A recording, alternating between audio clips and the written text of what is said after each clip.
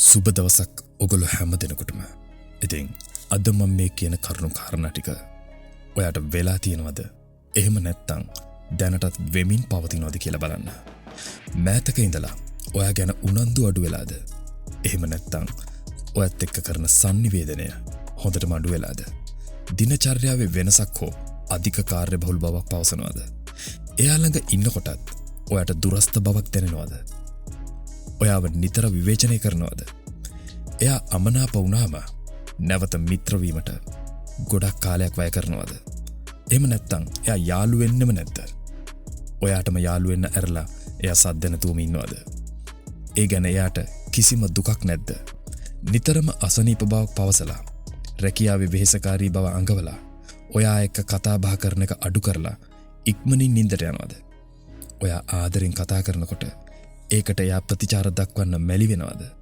සියලු දේම ඍණාත්මකව දැකීම හා ජීවිතය කලකිරි ඇති බවට එයා නිතර පවසනවද? එයා එක්ක මුණ ගැහිලා කතා කරනකොට එයා වටපිට බලමින් බොරු හදිස්සියක් අඟවලා ඔයාගෙන් මිදී යාමට උත්සාහ කරනවද? එහෙම නැත්නම් ඔයාව හම්බ වෙන්න එයා මැලිකමක් දක්වනවද? අන්තිම කාරණාව, අනාගතයේ සැලසුම් කිරීමේදී එයා ගැන විතරක් හිතලා එයාගේ සතුට ගැන විතරක් හිතලා එයා තීරණ ගන්නවද? ඔයා එක්ක ඒ ගැන කතා කරලා ඒ අඩුපාඩු ඔයාගේ එකගතාවයන් සලකා බලන්නේ නැද්ද? එහෙමනම් වැඩේ ගොඩක් දරුණුයි. මේකෙන් 6කට වඩා ඔයාට වෙනවනම් ඔයා මතක තියාගන්න.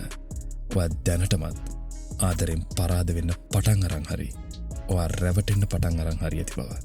ඉතින් මම කියන්නේ මේ දේවල් තේරුම් අරගෙන මානසිකව වැටෙන්නේ නැතුව ඔයාගේ ජීවිතේ එයා නැතුව ඉන්න හුරු වෙන්න. ඒකට හුරු වෙන විදිහ මීට යට තියෙනවා. ඩොපමින් හෝමෝන් එක කන්ට්‍රෝල් කරන විදිහ.